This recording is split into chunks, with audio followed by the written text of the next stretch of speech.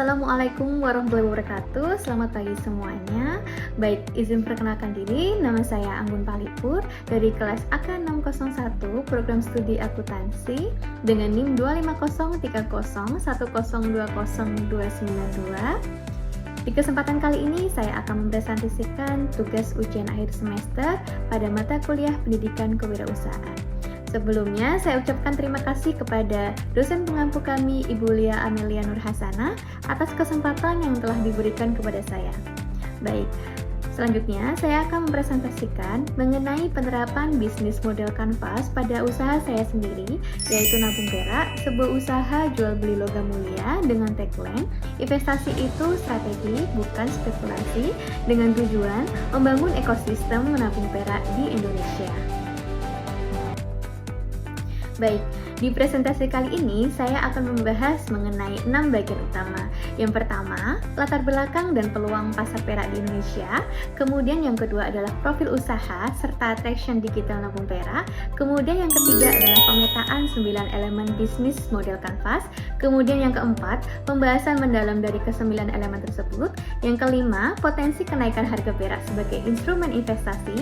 Dan yang terakhir, simpulan serta pengembangan usaha ke depannya. Saya akan menjelaskan mengenai latar belakang dari pemilihan bisnis model kanvas. Yang pertama, dari sisi masalah, investasi logam mulia di Indonesia masih didominasi oleh emas. Perak belum banyak dilirik meski harganya jauh lebih terjangkau. Edukasi publik soal investasi perak juga masih sangat minim, ditambah adanya risiko pemasaran produk logam mulia di pasar. Kemudian dari sisi peluangnya, berdasarkan data Antam per 9 Agustus 2026, harga perak hanya sebesar 42.550 per gram dibandingkan dengan harga emas yang sudah mencapai 2,69 juta per gram. Nah, perak ini juga sudah mapan sebagai instrumen investasi di Cina maupun Singapura. Bahkan didukung dengan jaringan mint atau tempat produksi lebih dari 25 negara seperti Jerman, Swiss, Turki, Australia, dan Amerika Serikat. Selain itu, gold silver rasionya saat ini masih jauh di atas rata-rata historis dan permintaan perak itu bersifat ganda, yaitu dari sisi investasi maupun dari sisi industri seperti untuk elektronik, kendaraan listrik, dan panel surya. Baik, selanjutnya saya akan menjelaskan profil usaha saya. Nah, nabung perak ini merupakan usaha pribadi milik saya yang menawarkan koin tempat tangan perak sebagai salah satu opsi menabung yang mudah diakses. Nah, usaha ini berlokasi di Jakarta Selatan dan telah berjalan kurang lebih selama 2 tahun. Nabung perak ini sudah memiliki legalitas dasar berupa cap stempel resmi, kemudian nota transaksi. Nah, nota ini saya akan berikan kepada customer yang membeli produk dari saya. Kemudian ada logo usaha serta standar pengemasan yang konsisten. Kemudian saya juga memiliki alat uji keaslian perak dan emas yang saya beli langsung dari Singapura, dan ada garansi buyback 15% sesuai dengan harga spot atau harga pasar saat itu. Untuk traction dan kinerja digital usaha saya, nabung perak ini telah aktif di 6 platform online. Yang pertama Tokopedia dengan 148 produk terjual dengan rating 5, kemudian Instagram yang konten kami salah satunya mencapai 2,1 juta views, kemudian TikTok dengan video menembus 1,1 juta views, Thread, YouTube, dan WhatsApp. Akan tetapi menariknya, mayoritas transaksi tetap terjadi offline lewat kepercayaan personal. Bukti bahwa bisnis logam mulia, trust itu adalah segalanya. Kemudian berikut adalah 9 elemen bisnis model kanvas nabung perak yang akan saya jelaskan satu persatu pada slide berikutnya. Pada pembahasan elemen PMC, yang pertama adalah customer segment. Target pelanggan nabung perak adalah kolektor logam mulia sebagai basis pelanggan utama, investor pemula, dan investor muda yang mencari diversifikasi aset dengan modal terjangkau. Bahkan saat ini customer kami ada yang berasal dari Malaysia, Jepang, maupun Amerika Serikat. Nah, untuk yang kedua, value proposition, nilai yang saya tawarkan adalah perak sebagai fokus utama dengan emas sebagai pelengkap. 3 kategori produk yang jelas yaitu generic, branded, dan premium atau numismatik, kemudian garansi buyback 15% di bawah harga pasar, kemudian untuk DP bisa kita kembalikan jika barang tidak tersedia, DP tidak hangus dan akan kami kembalikan kepada customer, kemudian edukasi soal gold silver ratio sebagai strategi rotasi aset. Baik, di kesempatan kali ini saya juga akan menunjukkan mengenai produk perak yang saya jual. Yang pertama adalah perak generik. Nah, Salah satunya adalah koin nadir cetakan dari negara Turki. Untuk koin ini dengan berat 1 oz atau 31,1 gram, saya jual sekitar 1,6 juta rupiah. Untuk perak ini dicetak secara banyak atau massal, sehingga harganya mengikuti harga spot dunia.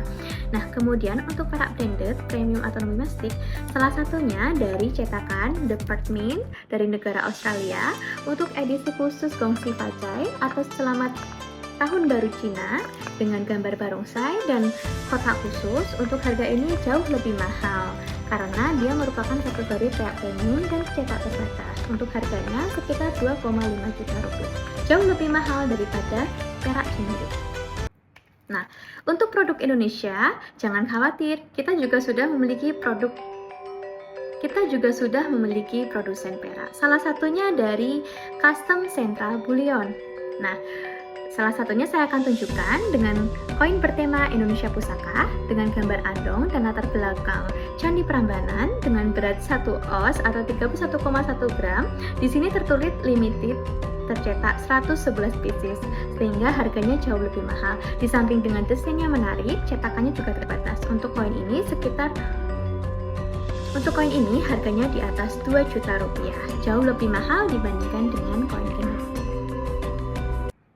Selanjutnya adalah channels. Nah, untuk nabung perak dipasarkan melalui Tokopedia sebagai kanal transaksi utama yang sudah terintegrasi dengan TikTok Shop, kemudian Instagram dan TikTok untuk etalase dan edukasi, YouTube dan Threads untuk edukasi jangka panjang, serta WhatsApp bisnis untuk konsultasi dan transaksi personal.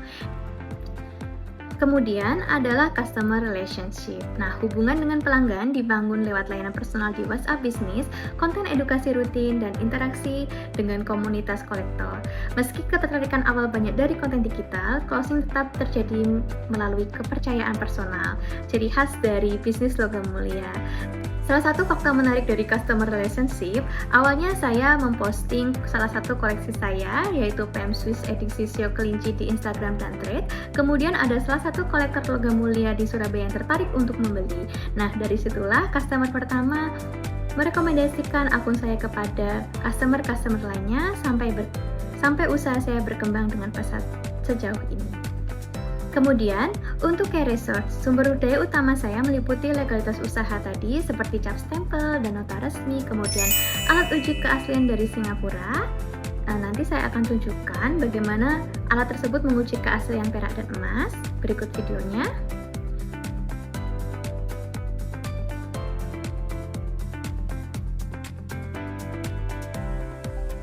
Untuk key activities, aktivitas utamanya adalah sourcing perak dari berbagai sumber, kemudian ada produksi box penyimpanan logam mulia. Ini saya tunjukkan untuk box logam mulia kami. Nah, box ini bisa digunakan untuk menyimpan logam mulia berupa perak atau emas. Ini salah satu produk yang kami jual juga, emas koleksi dari King Halim, kemudian dari Antang juga. Nah, untuk box ini kami bekerja sama dengan percetakan yang ada di Indonesia, tapi desainnya dari kami. Kemudian, verifikasi keaslian dan quality control, pengemasan sesuai standar, dan produksi konten edukasi harian di berbagai platform. Selain itu, saya juga menyediakan e-book edukasi gratis berjudul Kenal Sama Perak Yuk yang dapat diakses melalui laman timbul.com/nabung perak. Baik, saya akan menunjukkan mengenai SOP pengemasan produk kami. Yang pertama, tentu saja menggunakan kardus dan dilengkapi dengan bubble wrap. Kemudian stiker khusus yang kami pesan. Jadi ada tulisan anti-fragile, make your video unboxing before you open this package. Don't forget to take a video unboxing of your package. Untuk garansi asuransi, kemudian ada stiker nama dan nota pembelian. Baik, untuk key partnership, mitra utama kami adalah distributor, importir, dan sesama kolektor. Kemudian Tokopedia sebagai kanal penjualan, serta jasa ekspedisi Paxel dan Leon Parcel yang menyediakan asuransi pengiriman karena produknya bernilai tinggi. Kemudian komunitas kolektor sebagai mitra konsiliasi. Kemudian untuk cost structure dan revenue stream, biaya utamanya meliputi pembelian stok perak tentunya, produksi box penyimpanan, kemudian pemasaran digital. Nah, untuk pendapatannya dari penjualan perak mulai dari 1,6 juta rupiah, penjualan emas dan penjualan box penyimpanan, kemudian ada jasa titip jual beli emas dan titip beli atau konsiasi. Selanjutnya adalah potensi kenaikan harga perak. Nah, kenapa perak itu menjanjikan sebagai investasi? Terdapat beberapa alasan. Pertama, harganya jauh lebih terjangkau dibandingkan emas. Yang kedua, ada permintaan ganda dari sisi investasi maupun industri seperti elektronik, panel surya, dan kendaraan listrik. Kemudian, untuk gold ratio saat ini masih jauh di atas rata-rata historis 15-60 dibanding 1. Sebagai tanda bahwa perak itu relatif masih undervalued, electro-refining, and finally shaping into usable forms. In this video, we'll take you inside the modern silver making yang habis pakai. Nah, pasar global mengalami defisit beberapa tahun terakhir. Nah, salah satu faktanya adalah tidak ada pertambangan perak. Jadi perak itu merupakan produk sampingan dari pertambangan emas, nikel, dan lain sebagainya. Kemudian sebagai nilai lindung inflasi, fungsi hedging, kemudian sebagai lindung nilai inflasi sama seperti emas. Untuk potensi kenaikan harga perak ini didukung oleh penelitian dari Baten, China, dan Rusia pada tahun 2010 serta Arendas pada tahun 2016. Jika dibandingkan dengan negara lain, di China atau Singapura sudah jauh lebih maju soal investasi perak. Bahkan di China permintaan retailnya terus naik. Kemudian di Singapura ekosistemnya sudah sangat matang. Industri perak dunia juga didukung dengan jaringan main atau produsen perak lebih dari 25 negara mulai dari Jerman, Swiss, Turki, Australia, dan Amerika Serikat. Sehingga dapat dilihat bahwa di Indonesia masih tertinggal jauh saat ini dan itu menjadi peluang besar bagi usaha saya nabung perak. Kesimpulan dari analisis elemen PMC dari usaha nabung perak saya, nah nabung perak ini sudah mempunyai fondasi yang sangat kuat, mulai dari legalitas yang jelas, transaksi digital lintas platform, dan kebijakan yang transparan seperti garansi buyback dan DP refundable. Nah, kedepannya saya berencana memperkuat edukasi digital dengan mengembangkan layanan nabung berkala dan menjajaki segmen baru seperti percetakan, corporate gifting, dan komunitas syariah. Demikian presentasi dari saya. Terima kasih atas perhatiannya dan saya mohon maaf jika ada kesalahan. Akhir kata, sebelum menutup presentasi ini, saya akan memberikan sepatah dua patah kata. Saya percaya perak bisa jadi pintu masuk investasi yang lebih inklusif untuk masyarakat Indonesia. Dengan tagline usaha saya, investasi itu strategi, bukan spekulasi. Kemudian, saya mengucapkan terima kasih sebesar-besarnya kepada semua para customer dan partner kerja saya, kemudian kepada para audiens. Tanpa kalian, nabung perak tidak akan menjadi sebesar ini. Semoga kedepannya usaha saya nabung perak bisa berkembang jauh lebih besar lagi dan memberikan konten edukasi mengenai investasi yang lebih baik lagi.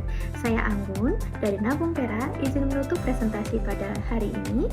Wassalamualaikum warahmatullahi wabarakatuh.